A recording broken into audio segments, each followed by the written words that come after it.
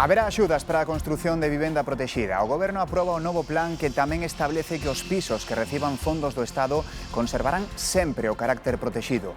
O texto recibiu críticas de Sumar, o socio de Goberno, por insuficiente e tamén desde as comunidades do Partido Popular, que non ven con bos ollos ter que cofinanciar o plan estatal. Os estudantes da ensinanza non universitaria en Galicia poderán examinarse dende a casa en situacións excepcionais. Por exemplo, se padecen unha enfermidade grave. Educación anunciou que os alumnos que realicen as probas a distancia terán que verificar a súa identidade mediante controis biométricos para evitar fraudes. Moitas horas de observación e agarda infiltrado entre a natureza cas cámaras sempre a punto. É a técnica do fototrampeo empregada polo fotógrafo Dani López para captar esas imaxes case imposibles da fauna salvaxe. Documentos que pronto verán a luz nun documental grabado íntegramente con esa técnica. Boas noites, comezamos. Galicia perde máis de 4.000 millóns de euros ao ano polas baixas laborais. A Xunta aposta por abrir un diálogo con sindicatos e patronal para buscar solucións. Hoxe no Parlamento, Alfonso Rueda explicou esta iniciativa no debate caboceira do BNG. Xesús Fontenla. Sin esta sesión de control, Alfonso Rueda quiso chamar a atención sobre o problema social, sanitario e tamén económico que supoñen as baixas laborais en Galicia. Ana Pontón acusouno de criminalizar, dixo, os traballadores con estas medidas que anuncia. O presidente da Xunta aclarou que se trata de defender máis ben o dereito a ter unha baixa laboral cando hai unha causa xustificada e combater ao mesmo tempo as posibles fraudes. A iniciativa da Xunta para combater o absentismo laboral non tivo boa entrada nas bancadas do BNG. Cren que a Xunta pretende criminalizar os traballadores. A súa medida estrela é perseguir por terra, mar e aire os traballadores e traballadoras de baixa porque, segundo vostedes, son magos e baleantes que finxen estar enfermos. O que debe facer a Xunta, Diana Pontón, é mellorar a atención sanitaria dos traballadores. Coincide o presidente da Xunta, pero deixa claro que unha cousa é o dereito a unha baixa e outra ben distinta, unha fraude. Todo aquel que teña dereito porque está enfermo, porque ten algún tipo de causa obxectiva que hai dereito a estar de baixa, que o fai necesario, non é que teña dereito, é que hai que coidalo especialmente. Pero todos aqueles que podan estar cometendo algún tipo de fraude, eso non pode ser. A situación no Concello de Lugo serviu a Gómez Besteiro para criticar unha posible moción de censura contra o alcalde socialista. Rueda advirte de que o PP estaría no seu dereito ante o desgoberno do Concello. Porque para vostedes isto é un xogo democrático no que non hai límites. Por iso lle falo das boas persoas, porque as boas persoas teñen conciencia. Que vostede teña o morro de falar aquí de ética, referíndose a Lugo, e tendo como teñen a Diputación, é increíble e os delata perfectamente, señor Besteiro, os delata. O Goberno aprobou un novo plan de vivenda para ampliar o parque de pisos protexidos. Inclúe novas axudas tanto para os promotores como para os compradores e medidas para facilitar o acceso ao alugueiro entre os máis novos. Con varios meses de atraso, o Plan Estatal de Vivenda ve a luz e faino cunha máxima. Que nunca máis con este dinero público se puede especular. O Goberno asumirá finalmente o custo do primeiro ano en solitario, despois as comunidades deberán achegar ata o 40% do orzamento total. O Executivo agarda lealdade. Todos tenemos la responsabilidad de estar a la altura de las circunstancias. As autonomías, especialmente as gobernadas polo PP, mantéñense a expectativa. Queren ler a letra pequena. Non se fían. La política de vivienda, que saquen los planes y que prometan lo que quieran, es un absoluto fracaso. Galicia lembra que chega tarde. Lamentar a irresponsabilidade dun goberno central que non é quen de facer o que ten que facer en materia de vivenda. E apremia o Executivo a axilizar os trámites para poder convocar as liñas de axuda. Nós, pola nosa parte, xa temos os deberes feitos, xa temos preparadas as convocatorias das axudas. O plan contempla diferentes tipos de axudas. Haberá subvencións para construir vivenda nova, pero tamén para rehabilitar e para mozos que decidan alugar. Inclúe un mecanismo de control para asegurar que as vivendas se axudiquen de maneira transparente. Exixirá un rexistro de demandantes e un sorteo ante notario. Non precisa aval do Congreso. O Goberno prevé que estea desplegado no segundo semestre do ano. Hoxe arrancou o pleno de investidura da candidata popular á presidencia da Junta de Extremadura, María Guardiola, tralo acordo acadado entre o PP e o Vox o pasado xoves para desbloquear a gobernabilidade na comunidade. No seu discurso de investidura, Guardiola defendeu que o obxectivo do pacto é formar un goberno duradeiro, fiable e de longa mirada. No xuizo do caso Coldo, a sesión da tarde estivo protagonizada polo exconselleiro delegado de Globalia.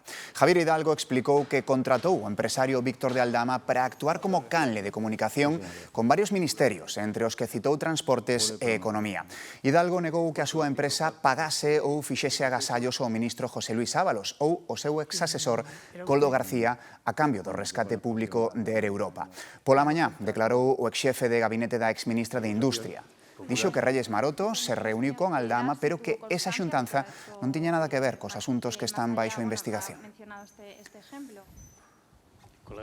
No Senado, o Partido Popular pediu esta tarde a dimisión do ministro de Xustiza polas súas críticas ao xuiz Peinado tralo procesamento de Begoña Gómez. Consideran que son un ataque inadmisible á independencia xudicial. O ministro alega que exerce o seu dereito á liberdade de expresión.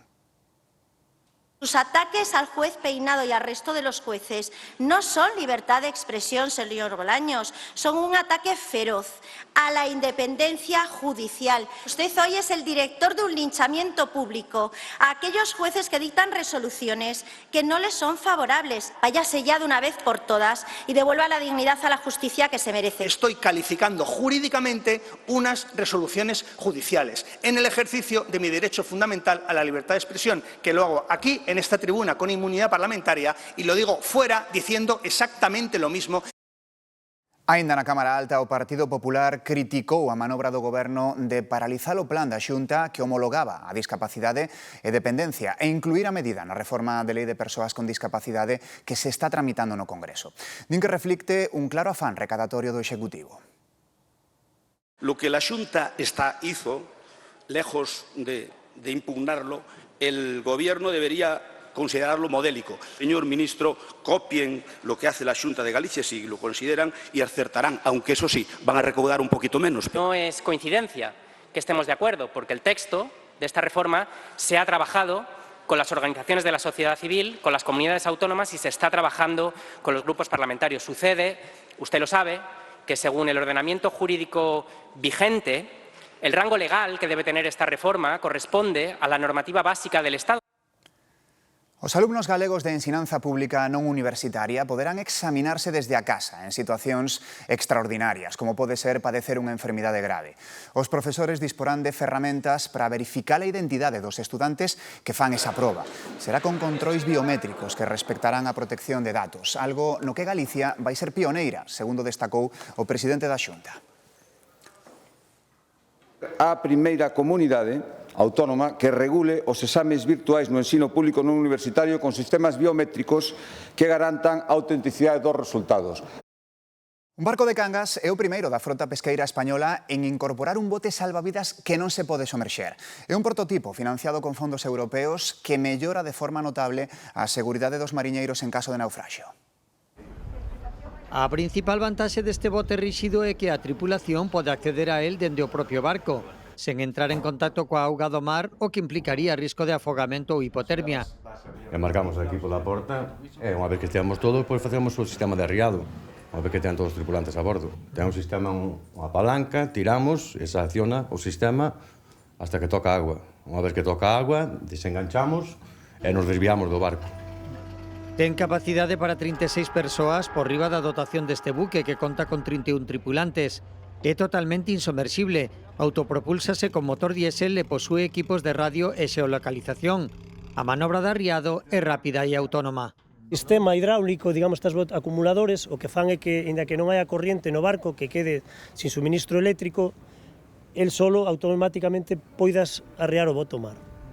O bote foi probado xa en augas de Terranova, onde pesca o eirado do costal da armadora canguesa Moradiña, o primeiro pesqueiro en instalar este prototipo que empregan habitualmente os grandes mercantes.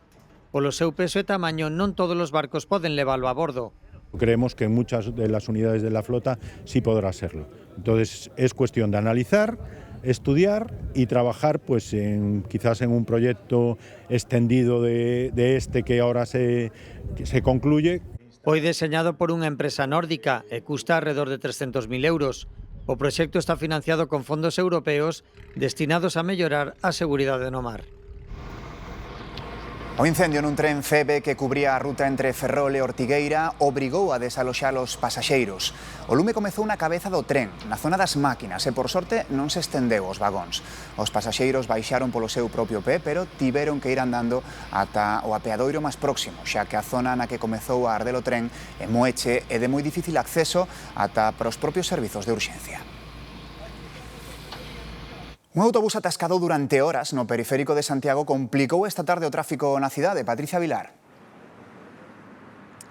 Sí, a situación está xa normalizada, pero durante horas só se puido circular por un dos carrís deste periférico que é unha das vías principais de comunicación aquí en Santiago. O responsable foi un autobús que quedou literalmente atascado neste cruzo. Circulaba pola avenida de Lugo e quixo incorporarse a esta rúa, o Camiño da Meixaga, unha rúa que ademais de estreita está en costa, pero cando foi realizar a manobra non puido superar o desnivel e a parte traseira quedou literalmente encaixada no pavimento, co que non podía avanzar nin tampouco retroceder. Foi sobre as 4 da tarde, isto provocou atascos e retencións e complicacións no tráfico durante boa parte da tarde, ata que a 7 un guindastre conseguiu mover o autobús e o tráfico pouco a pouco foi recuperando a normalidade.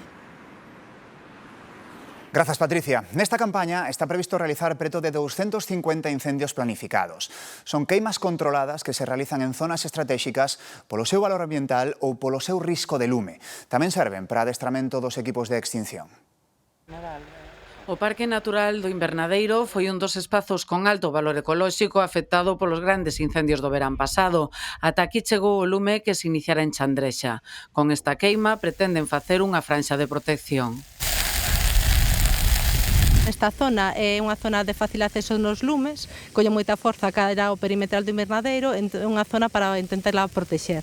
Para facer a queima teñen que darse as condicións axeitadas tanto meteorolóxicas como topográficas sobre o terreo, controlan o perímetro do lume e a forza do vento. Si, por exemplo, estuviera preparada a queima e chegáramos aquí e virían os fachos de vento tal, teríamos que suspender e todo o traballo non valdría para nada. O plan de prevención de incendios da Xunta para esta campaña contempla 244 queimas en toda Galicia, que se aproveitan tamén para a formación e adestramento dos equipos que interveñen.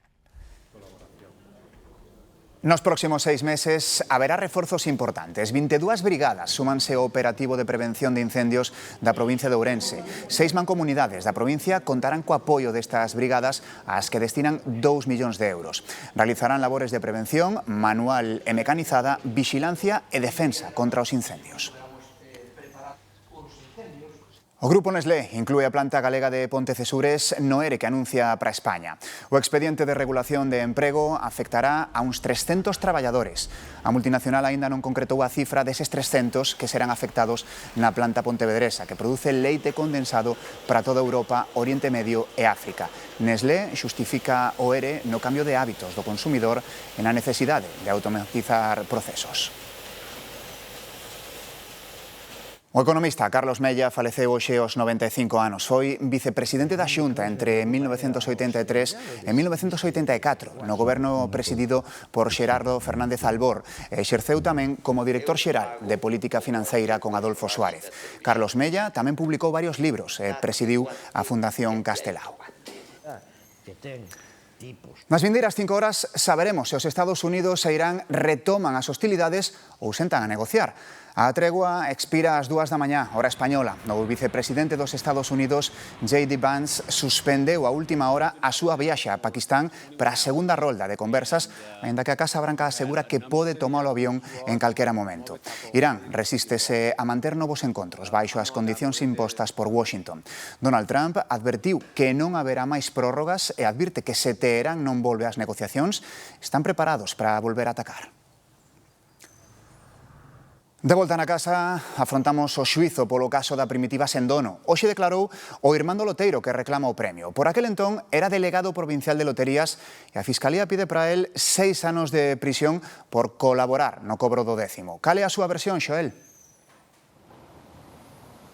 Pois Miguel Reija Pablo respaldou en todo momento a versión dada onte polo seu irmán, dixo que este actuou de xeito honorable logo de atopar supostamente ese 10º na súa administración de lotarías. O exdelegado de lotarías precisamente nesta provincia da Coruña dixo que o primeiro que fixo foi introducir ese boleto premiado no interior dun sobre de plástico para protexer as pegadas e dixo tamén que non alertara a policía porque non apreciara nun comezo ningún tipo de actividade presuntamente delitiva por parte de seu irmán. O tamén acusado dixo que actuou seguindo en todo momento instruccións directas da SELAE e explicou que non iniciou ningún tipo de trámite nin procedemento para que o seu irmán puidese cobrar ese premio de 4,7 millóns de euros. A Fiscalía mantén a petición de 6 anos de cárcere para cada un dos dous acusados nun xuízo que previsiblemente quedará mañá visto para sentenza.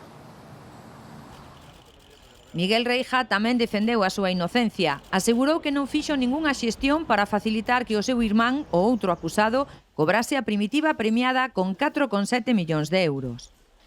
Todas mis actuaciones fueron obedeciendo órdenes directas de SELAE.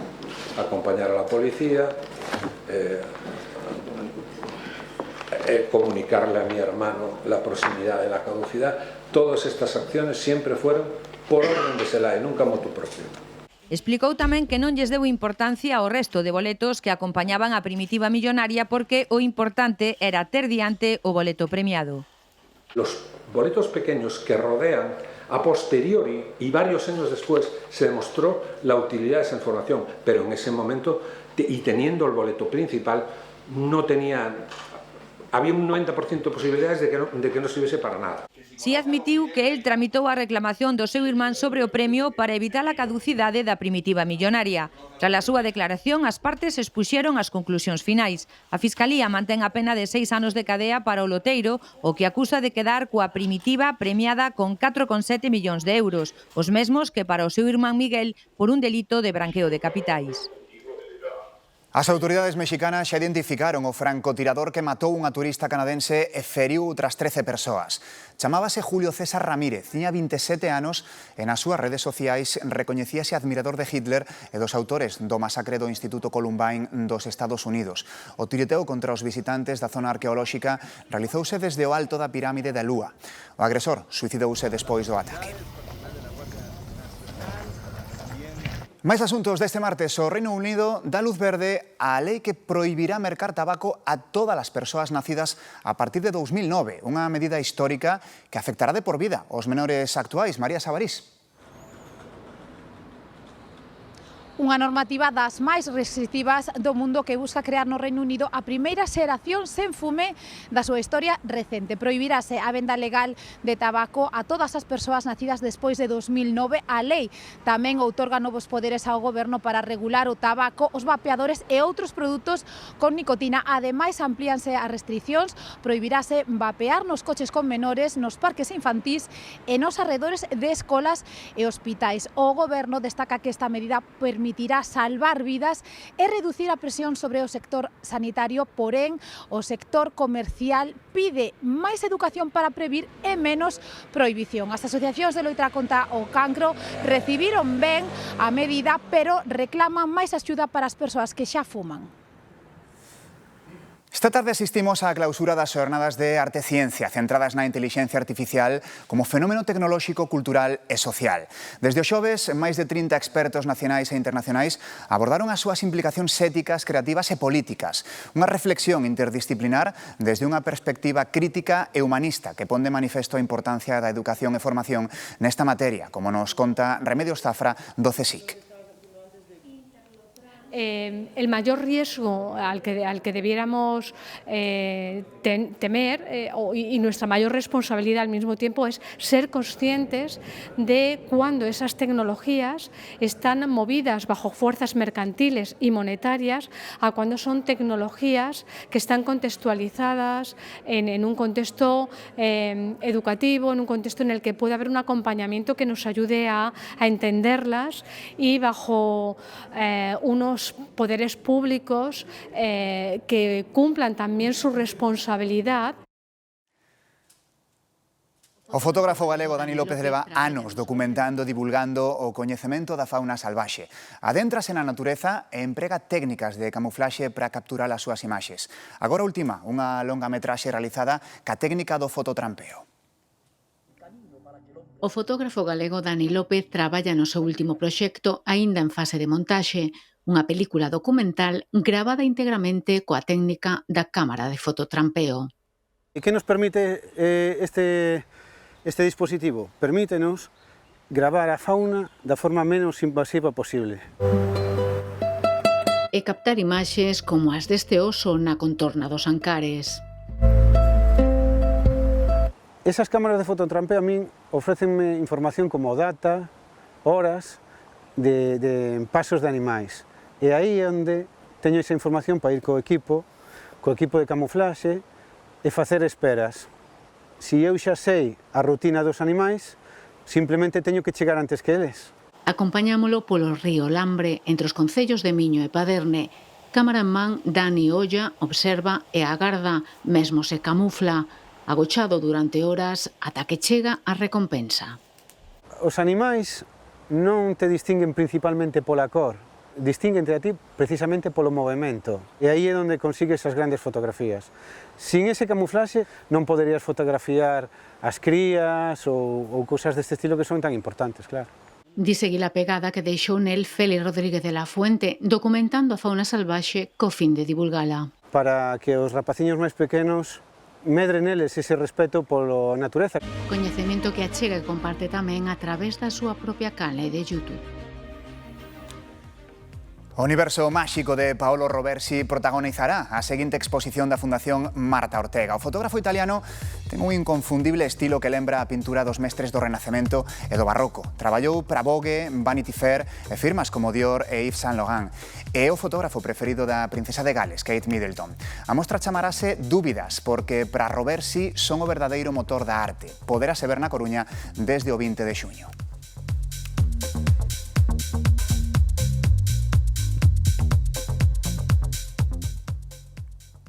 Data sinalada hoxe para a Catedral de Santiago. O 21 de abril de 1211, a cidade vivía unha xornada histórica ca consagración solemne da Catedral. Un acto que significou moito máis que o peche a un longo proceso construtivo e que nós quixemos recrear ca axuda da intelixencia artificial. O rito foi presidido polo arcebispo Pedro Muñiz e contou ca presenza do rei Afonso IX de León, signo da alianza entre Igrexa e poder político na Idade Media. Foi o día que o templo quedou definitivamente afirmado como corazón espiritual do cristianismo en Occidente e como meta das peregrinacións xacobeas.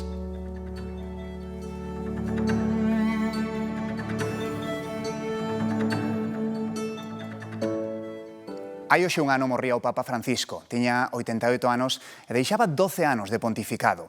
As súas frases, as súas accións, a súa busca da paz e o seu apoio aos máis débiles forman parte do seu legado, lembrado en distintos puntos do mundo neste cabo dano. Na nube, o Papa chamou a recoller o legado de Francisco, e no aire, igual. In questo primo anniversario della sua morte, il Papa Francesco. E na terra natal de Francisco, tamén cabodano. Pero lío. Bos Aires, Praza de Maio, cura DJ e xuventude practicando memoria. No tengan miedo. No tengan miedo. E ringraziamo il Signore per il gran dono della vita di Francesco a tutta la Chiesa e a tutto il mondo. En la Iglesia hay espacio para todos. Para todos. No se metan en la cola de la historia. Sean protagonistas. Jueguen para adelante. Jueguen para adelante, pateen adelante, construyan un mundo mejor. En este 21 de abril, o Papa comeza a última etapa da xira por África en Guinea Ecuatorial. Atreverse a aplicar políticas que vayan a contracorriente. Tengan a coraje de ir contracorriente. Neste 21 de abril, cabodano de Francisco en Santa María a Maior, onde o seu sepulcro. E a xente Francesco falando dun home de ben e de amor. Di bene e d'amore. Questo è quello che è Papa Francesco. Papa splendido, una persona eccezionale. En palabras de León XIV, é o primeiro aniversario do nacemento ao ceo de Francisco. Hoxe lembramos que un 21 de abril do ano 89, que xa choveu, Nintendo puxo á venda no Xapón unha videoconsola que marcaría a varias xeracións, a Game Boy, que foi non a primeira portátil, pero sí, sen dúbida, a máis icónica. Vendéronse como churros e poucos nenos dos 80 e dos 90 a vera que non xogaran o Tetris ou o Mario Bros. Cos ollos actuais parece incrible que algo tan rudimentario funcionara, pero daquela foi o máximo. Con este recordo para moitos, marchamos. Feliz noite, ata mañá.